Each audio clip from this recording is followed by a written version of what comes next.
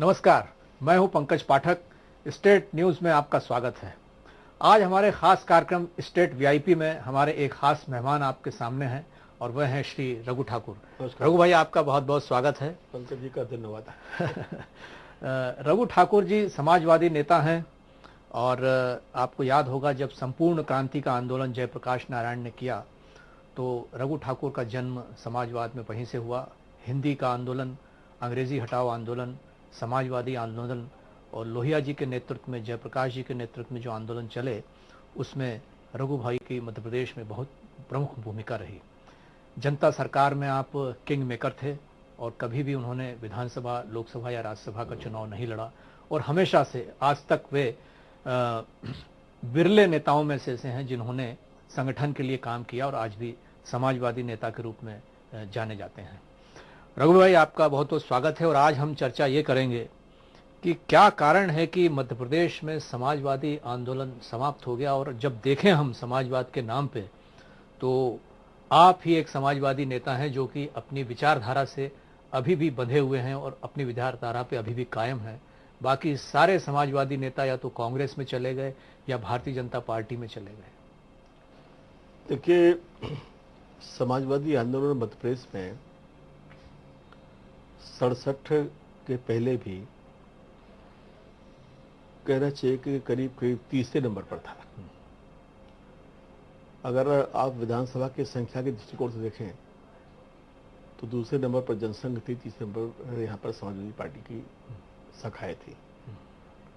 उनमें भी दो हिस्से थे, एक डॉक्टर लोहिया को मानने वालों का था, हम लोग का हिस्सा था जिसका नाम संयुक्त समाजवादी पार्टी था। दूसरा प्रजा समाजवादी पार्टी के नाम से थी। 67 के गैर कांग्रेसवाद के प्रयोग से जो सरकार बनी, उस सरकार का फायदा जनसंघ को बहुत मिला। श्रीमती विजयाराजे सिंधिया कांग्रेस छोड़ के एक अलग जन कांग्रेस में आई थी, जन कांग्रेस बनाई थी और संयुक्त विधायक दल के नाम से सरकारें बनी थी। परंतु 1967 में संयुक्त विधायक दल, स्कूल तो एसबीडी संवित।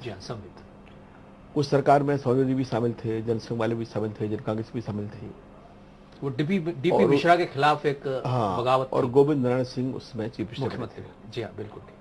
पर जब गोविंद नारायण सिंह जी को हटा करके नरेश चंद्र सिंह जी को बनाया गया, राजा नरेश चंद्र, हाँ, तो तभी वो सरकार गिरने का करीब करीब तय हो गया था। बिल्कुल।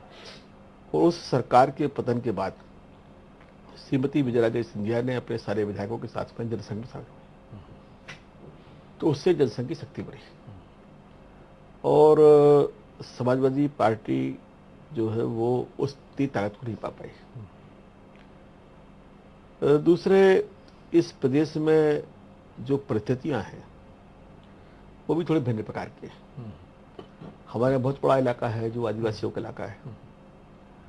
आदिवासी इलाकों के कुछ अंचलों में तो समाजवादी पार्टियों का काम बहुत अच्छा था। जैसे झाबुआ के इलाके में माँ बालेश्वर दयाल जी थे, उनका बहुत सक्रियता का काम था, काफी प्रभाव था। यहाँ शहडोल के इलाके में हमारी पार्टी का बहुत अच्छा काम था। पर ये जो काम था, ये काम आगे जाके बिखर गया। इस बिखराव के पीछे जो कारण है उनमें बड़ी कारण राज्य के कम है, दिल्ली के ज्यादा है। केंद्रीय स्तर पर जो समाजवादियों में बिखराव होता रहा, उस बिखराव का प्रभाव भी हमारे बचपन के समाजवादी आंदोलन में पड़ा। दूसरा, एक बात मैं बड़े ईमानदारी से कह सकता हूं कि हमारे देश की जनता थोड़ी सत्ता प्रिय है, तो ये सत्ता के पीछे ज्यादा रहती है।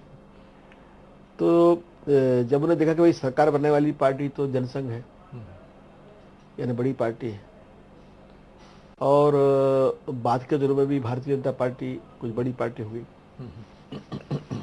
तो आम लोगों ने भी भारतीय जनता पार्टी का या उस जमाने की जनसंघ का ज्यादा साथ दिया और इसमें भी हम लोग पीछे पड़े।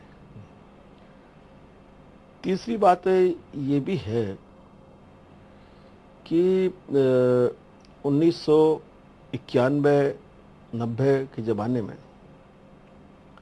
जब जनता दल बना, उस जनता दल के जमाने में भी हम लोगों को काफी सेटबैक सहना पड़ा और हमारे बीच के लोगों द्वारा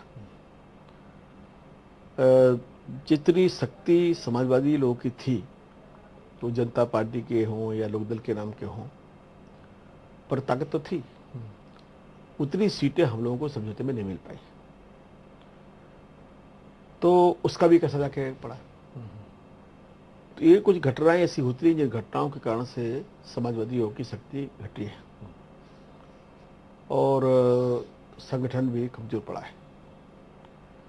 पर जैसा आपने कहा कि विचारधारा से बंधे हैं, तो विचारधारा से बंधे नहीं है, विचारधारा को मन में आत्मसात किए हैं और जब तक ये महसूस करते हैं कि विचारधारा अच्छी है, सबसे अच्छी है, तब तक रहेगी।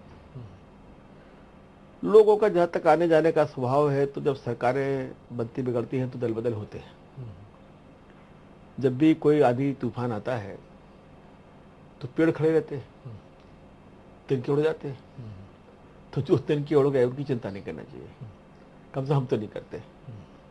हमारा तो प्रयास रहता है कि नए पौधे लगाओ, इनको पेड़ बना के तैयार करो और वो पेड़ बने रहे।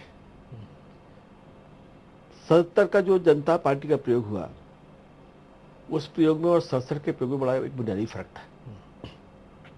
देखिए, डॉक्टर लोहिया ने गैर कांग्रेसवाद की रणनीति बनाई थी। गैर कांग्रेसवाद कोई लक्ष्य नहीं था, सिद्धांत नहीं था, ये रणनीति थी, स्टडी थी।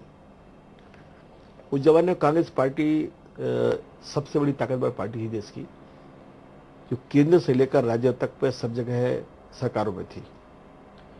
तो डॉक्टर लोहिया ने उस जमाने के जनसंघ, वामपंथी, कम्युनिस्ट सबको साथ करके एक न्यूनतम समयबद्ध कार्यक्रम तय किया था और कहा कि इस कार्यक्रम के आधार पर सबको इकट्ठे होना चाहिए। उन्होंने यही भोपाल शहर में हमारे संयुक्त समाजवादी पार्टी की राष्ट्रीय कार्यकारिणी बैठक हुई थी। उस बैठक में डॉक्टर लोहिया के हाथ का ही लिखा हुआ प्रस्ताव, उसका नाम भोपाल प्रस्ताव कहा गया, जिसमें उन्होंने गैर कांग्रेसवाद की जो सरकारें बने, दोनों सरकारों के 2 माह, 6 माह और 2 साल के कार्यक्रम बनाए थे। तो लोहिया की रणनीति आम जनता को क्रांति के पक्ष में खड़ा करना, लोहिया की रणनीति राजनीतिक दलों के लिए, जो विरोधी दल थे, उनके लिए एक कार्यक्रम के आधार पर एक मंच पर ला करके एकजुट करना, कांग्रेस अपराजय है इस मानसिकता को तोड़ना और बदलाव की शुरुआत करना थी। परंतु उस रणनीति का भी हमारे समाजवादी कुछ मित्रों ने बाद में दुरुपयोग किया।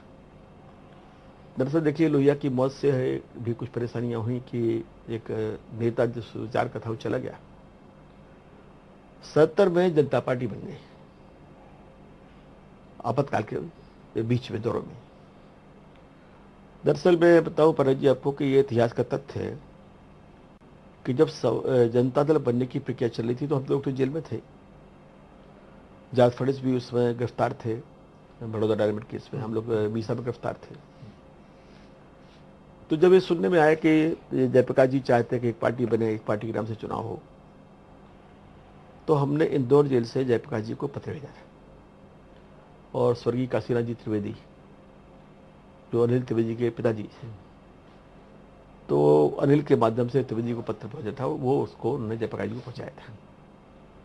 हमने जयप्रकाश जी से उस पत्र में लिखा था कि हम जो अनुभव कर रहे हैं, हमारी राय है कि एक पार्टी ना बनाइए, मोर्चा बनाइए, मोर्चा बना के लोग लड़ें और देश की जनता जो है वो मोर्चे को समर्थन करेगी।